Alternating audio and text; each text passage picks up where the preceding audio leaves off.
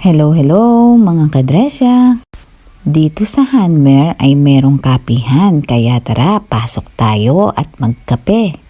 Sa mga nanay hindi pwedeng mawawala ang kape kaya order na tayo. At binigyan na nga nila kami nito at ito ay magbibip kapag nagawa na nila ang kape. Ang sasarap naman ng mga tinapay nila dito, tingnan nyo naman pwede kayong pumili at bumili kasama ng kape. Mga sandwiches na malalaki na for sure kapag binili mo to, naku po, busog na busog ka.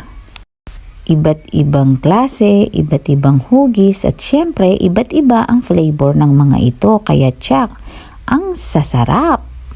Yung mga tinapay na nabibili dito sa New Zealand ay mga gluten-free kaya naman very healthy sila at the same time nakakapag-grow ito ng energy. Kaya marami talagang mga taga dito na gustong-gustong bumibili ng ganitong klase ng mga tinapay. Kaya naman healthy din yung mga tao dito dahil sa mga ganitong klaseng kinakain nila. Hindi rin naman kasi sila mapag-rice tulad natin. Dito naman sa area na ito ay makikita mo ang iba't ibang mga cakes. Pwede ka ring bumili dito kasama ang iyong kape at naka-slice na ang mga ito. Pilipina pa nga ang barista pala nila dito. Ayun si ate ang sarap ng kape.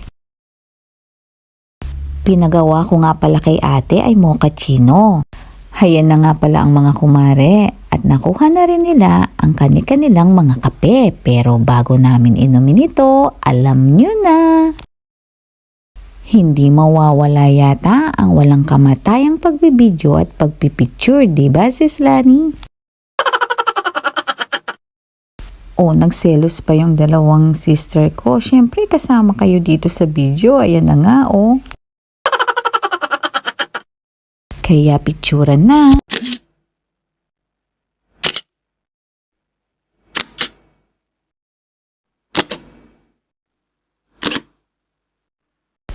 Pagdating naman namin dito sa Kaikoura, siyempre, maglalakad-lakad din kami.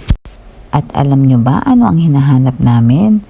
As usual, kape na naman. Pumasok na nga kami dito sa isang restaurant at umorder na naman ng kape. Mura lang ang kape dito at ang masasarap nilang mga cakes and pastries. Very accommodating nga si kuya at natatawa siya sa amin kasi ang dami naming umorder. May iba't ibang klase rin sila ng cookies at cakes dito. At syempre, ang sasarap yata ng mga ito. At ang mga bata ay kumain ng mga fries o ang tinatawag nila ditong chips. Salamat sa mainit na kape at sa mainit na pagkakaibigan. Paalam!